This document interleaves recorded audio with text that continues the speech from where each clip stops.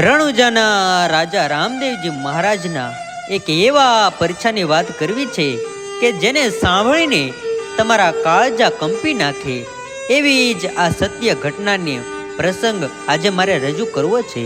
મિત્રો, રામાપીરનો હેલો તો સૌએ સાંભળ્યો કે હેલો મારો સાંભળો રણુજાના રાય, હુકમ કરો તો પીર જાત્રાયું થાય. પરંતુ આ હેલાની ઉત્પત્તિ ક્યારથી થઈ, કેવી રીતે થઈ, તો આજે આપણે નલુ વાણિયાની વારે રામાપીરના ઇતિહાસની વાત કરીશું. મિત્રો, વિક્રમ સંવત 1832ની આ વાત છે. જયપુરની બાજુમાં મોરગઢ નામનું એક ગામ હતું અને દલુ નામનો સુખી વાણિયો આ ગામમાં રહેતો હતો. આ વાણિયો ઊંટનો બહુ મોટો કાફલો રાખતો હતો અને એનો વેપાર ચલાવતો હતો. પણ આ વાણિયો નિરઅભિમાની, ઉદાર અને ધર્મ ભાવના વાળો હતો. પણ એને સંતાન ન હતું. સંતાન ન હોવાના કારણે બંને દંપતી દુઃખી રહેતા. હવે એક દિવસની વાત છે. એક દિવસ ફરતા ફરતા સાધુ મહારાજ આ શેઠના ઘરે આવ્યા અને અલખની રંજન કરીને એમના આંગણામાં ઊભા રહ્યા. શેઠ અને શેઠાણીએ કહ્યું કે મહારાજ, અંદર આવી જાઓ અને ભોજન ગ્રહણ કરો. અને ત્યાં તો આદર કરતા કરતા બંને જણા રડવા મળ્યા. સાધુએ કહ્યું, કેમ રડો છો? વાણિયો બોલ્યો કે અમારા ઘરે સંતાન નથી મહારાજ, અમારા ઘરે શેર માટીની ખોટ છે. ત્યારે મહારાજે કહ્યું કે ભક્તિ કરવાથી ભાગ્યને પણ બદલી શકાય છે. તમે જાગતા દેવની ભક્તિ કરો. જાગતા દેવ કોણ છે? તો કહે કે સિદ્ધ પુરુષ રામદેવજી મહારાજ, જે જીવતા સમાધિ લેને એ જાગતા દેવ કહેવાય. અને એમણે હમણાં જ સમાધિ લીધી છે.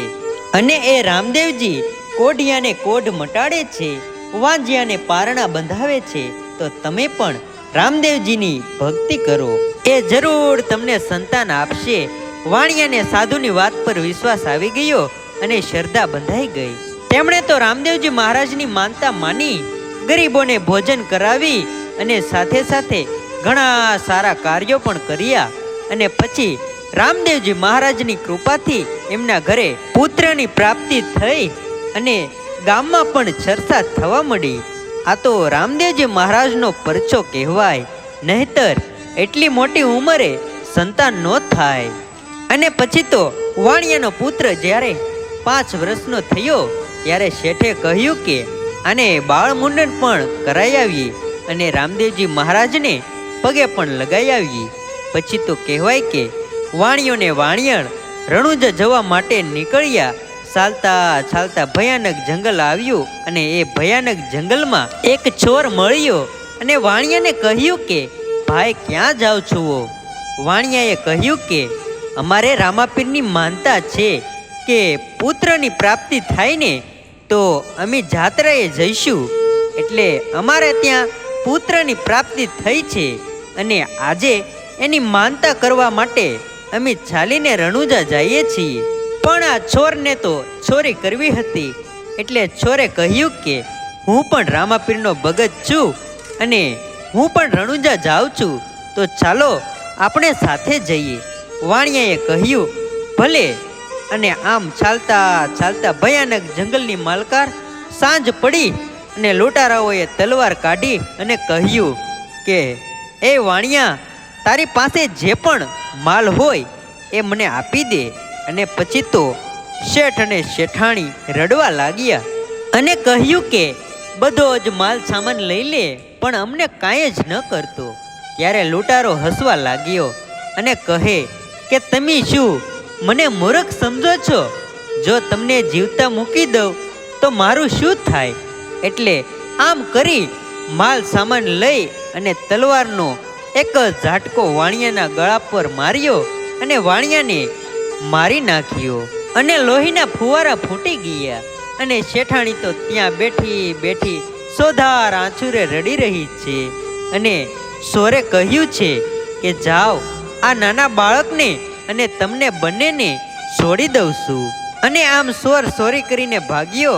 અને એ સમયે શેઠાણીએ દર્દ ભર્યું આવકરણ કર્યું અને કરુણા સાથે રામદેવજી મહારાજને પોકાર કર્યો. અને રામદેવજી મહારાજ જાગતા દેવ છે અને દેવના સાગર છે. અને કહેવાય છે કે રામાપીરના કાને આવા શબ્દો સંભળાય છે. અને લીલુડો ઘોડલોને હાથમાં ભાલો લઈ અને વાણિયાને વારે રામદેવ પીર નીકળ્યા હો. અને આવીને કહે છે કે શું થયું, કેમ રડે છે? ત્યારે શેઠાણી કહે છે કે એક ચોર મારા પતિને મારી અને અમારો બધો જ માલ સામાન લૂંટીને ચાલ્યો ગયો છે. રામાપીરે કહ્યું, ચિંતા ન કરો, હમણાં જ તમારો માલ સામાન પાછો લાવું છું. અને લીલુડો ઘોડો અને હાથમાં ભાલો લઈ અને ચોરની પાછળ પાછળ રામાપીર જાય છે. એમાં એક મુખ્ય લૂંટારો હતો. એ કહે છે કે વચ્ચે ના આવતો, નહીતર જીવ ખોઈ બેસી. રામદેવજી કહે કે તું તારો રસ્તો પકડ, મારે સંકલ્પ છે કે આ ચારેય લૂંટારાઓ આંધળા ન થઈ જાય. અને એ જ સમયે ચારેય લૂંટારાઓ આંધળા થઈ ગયા અને શરીર પર કોઢ નીકળી ગયો અને લોહીની પીરુથી શરીરની હાલત ખરાબ થઈ ગઈ અને પીરને પોકાર કરી રહ્યા. અને પછી આ લૂંટારાઓ કહે છે કે મને માફ કરી દો, જવા દો. રામદેવજીએ વાણિયાનો બધો જ માલ સામાન લઈ લીધો અને કહ્યું કે હવે બધાને ખબર પડશે કે દલુ વાણિયો મારો ભગત છે.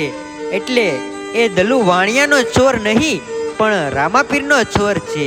અને જગતને બતાવવું છે કે રામાપીરના ચોરની હાલત શું થાય છે. એટલે તને માફ તો નહીં કરું.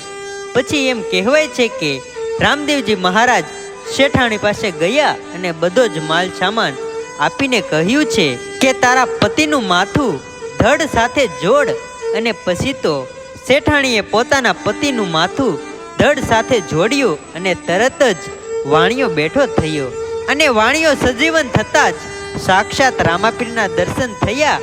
રામાપીરે આશીર્વાદ આપ્યા અને આવા પરછા જોઈ વાણિયાએ રામાપીરના નામનો રણુજામાં ભેખ પહેરી લીધો.